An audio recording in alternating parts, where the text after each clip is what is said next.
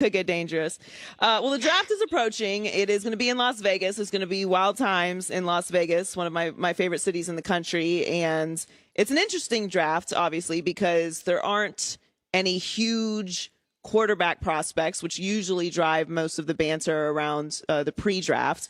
But who's the most impressive prospect overall in the draft to you?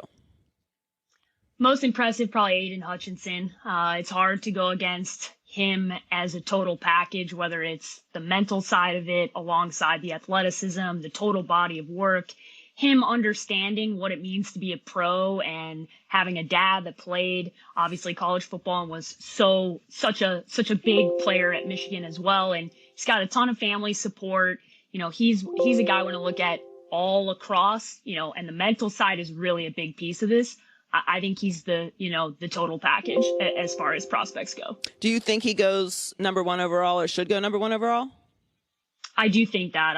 I feel pretty confident that he's going to be the first guy off the board, and he deserves to be. I think there's a lot of guys, when you look at a team like Jacksonville, they wish it was a quarterback needy draft, right? Because they wish they could sell that number one overall spot for a bunch of picks, because they're not a quarterback. You know, they're not in a position. They got Trevor, but they got a lot of things they got to address, and it's not that draft, unfortunately, for Jacksonville fans, but I think they're going to end up getting a cornerstone piece on defense that they can build around in Aiden Hutchinson.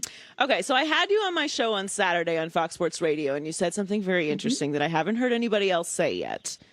And you mentioned that the Jags wish that it was a quarterback draft, obviously, because they have Trevor Lawrence, so they would move back in the draft and sell that number one pick. Now, Detroit is at number two. They have Jared Goff, but what does Detroit do? I knew you were gonna hit me with this. So I was mentally prepared, and I'm sticking with it. I feel very confident that they're gonna go with Malik Willis at that number two spot. And a lot of it has to do with that time frame they got to spend with him up close and personal at the Senior Bowl all week long with a different set of teammates, right? And got to see what he looked like and what he was able to do and the mental side of it. And Dan Campbell and him had a lot of special moments. So this is a guy I know I heard your reaction on the radio. I didn't see your face, but I knew that there was like okay, like this is different than what we're hearing. And listen, I understand, but this is what we do 12 months of the year. So I believe in this. I think Malik is totally deserving of it. And I think Detroit needs a new face. It hits the reset button, right? You all know for the head coach, the clock changes again. Right? Jared Goff's not his guy. Wants to go with Malik. Malik goes at 2. And, yeah, I'm sticking with it, Joy. So we'll see if it comes true in 2 weeks. Well, it's not that I doubt you. My question is actually Dan Campbell, because he was the one who came out and was talking all this noise about you don't really need a quarterback to win, and sure, they're special. So he's like smoke screening, which he doesn't really need to do because they're sitting at the number 2 spot. Sure. So it's just interesting. That was more Joy, why I don't believe coaches. Let's just get it out there. I think they're all full of it. I listen to them all the time, and half the time they're saying something, and then the next day they're going to another job, right? Right. It's like Lincoln Riley. I'm staying in Oklahoma, and then the next day he's on a plane to USC, right? That did it for me. I was like, you know what, Lincoln, I respect it, but now I can't trust any of you. So my trust issues are at a high level. I mean, we probably shouldn't. Like, he doesn't benefit from saying, yeah, I'm talking to USC right now. So you're right. Maybe Dan Campbell is just saying that to get us off the scent of the number 2 pick, and my bracelets are falling off. So which prospect in this draft, I don't want to say, has a bust factor, but someone that you're hearing a lot about that you're a little concerned about? So I'm going to give you who I've heard about, and I don't necessarily buy into it, but it's the talk, right? And it's Kayvon Thibodeau, and it's been that way for quite some time. And honestly, I've heard it in so many different circles, and it starts to be where you're like, okay, am I missing something, right? Am I not seeing something? You're watching the tape, you're talking to him, you're seeing who he is as a player and as a prospect, but it's been, it was probably a 6-week stretch where it was like, man, Kayvon is not in that top tier. It's not him and Aiden anymore, right? It's very clearly, it's become a different conversation. Now, I don't necessarily buy into it, but it's been enough chatter that you got to pay attention to that, right? And I don't want to put a bust label on him because I don't believe that. But as far as the conversations that have been had, that's been the the highest level prospect that that I've heard that conversation around.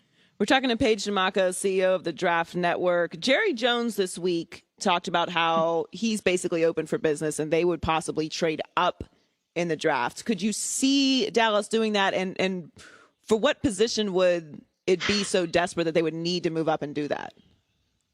Man, Jerry's the wild card of all wild cards, isn't he? He's so fun because it's like you could say, hey, this is they're going to go in this direction and they go a totally different way. He's going to be a guy that I think falls in love with somebody throughout the process.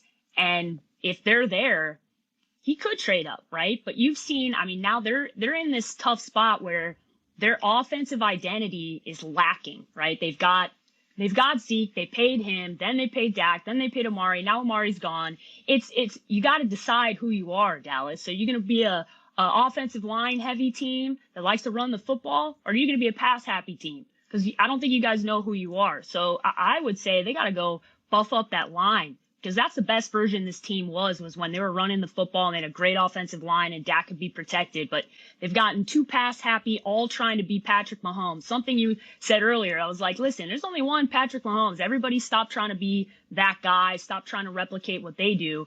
Be what you are, Dallas, and I think hopefully they buy into that. But Jerry's a wild card. He's my favorite part of the draft because I have no idea what Jerry's going to do, and I don't think anybody else does either. Yeah, I agree with you. That was the best version of this group of the Dallas Cowboys when they had that offensive line. So, Paige, I started the show talking about Nick Saban and Dabo Swinney's comments about name, image, likeness, and the transfer portal. I think they're two separate things. I think there does need to be regulations on the transfer portal.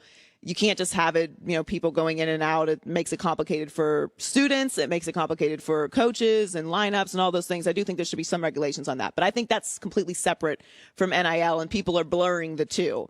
I do think there should be regulations on NIL as well. But I do think that the big bad monster is a little exaggerated. Like, it's going to correct itself, and it's okay for young people to make money. They'll figure it out. But what was your reaction to Nick Saban's comments on NIL?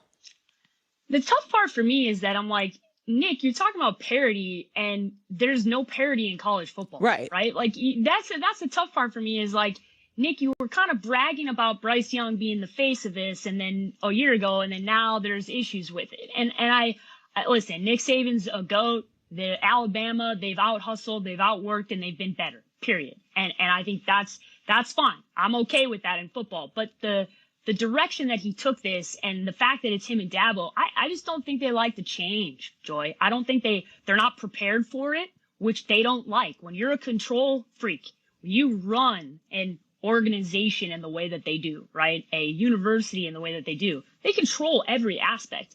NIL is a very tough thing for them because it becomes an uncontrollable asset that they can't be in charge of. But the NCAA knew this was coming, and they fumbled the bag.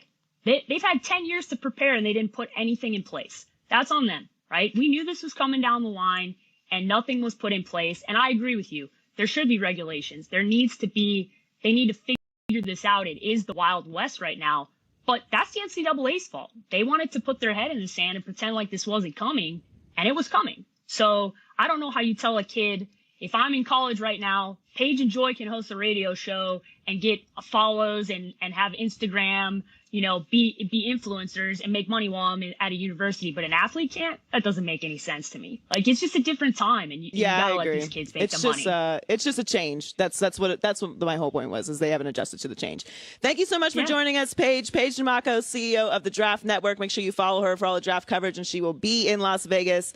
Viva Las Vegas for the draft. Thank you so much for joining us, Thanks, Paige. Joy. Joy Taylor in for Colin Cowherd today alongside Alex Curry. We'll talk to Jim Jackson, discuss the